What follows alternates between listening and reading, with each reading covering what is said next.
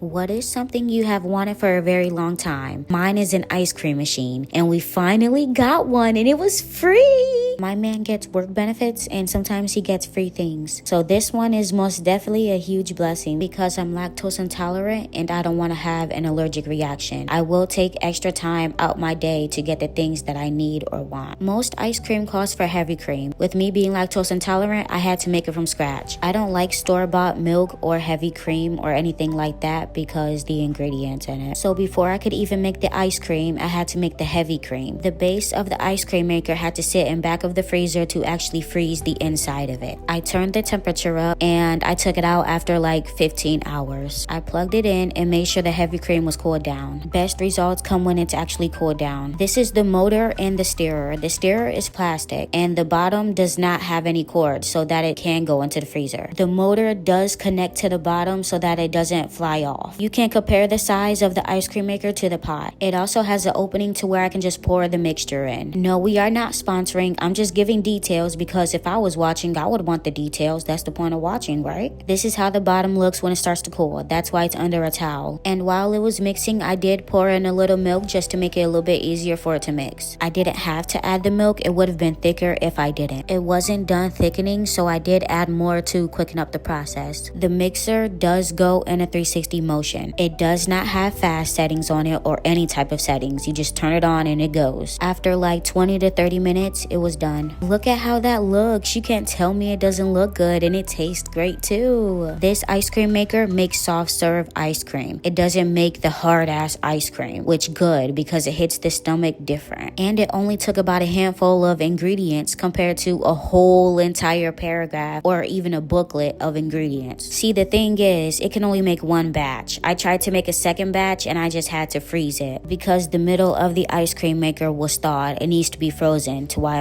it was in the freezer first. I tried to show the texture of the ice cream because it does melt fast. The first add-in was cinnamon. The second, it was cookie pieces. And I do not recommend putting pieces inside of this maker if you ever get it. It's hard for the mixer to get through the pieces. As you can see, it's not doing a 360. Therefore, I had to open it up and I had to get it going. Next time, I'll just add the pieces in after so that it doesn't mess with the motor. When it comes to making ice cream at home, there are a lot of pros and there are a lot of cons. For me personally, the pros outweigh the cons because I've always wanted to make homemade ice cream. This is my first time ever and I am so thankful. To experience homemade ice cream with good ingredients, it's just a blessing. I am your great grandma in spirit and in heart. Restaurants wouldn't be where they are now if it wasn't made at home first.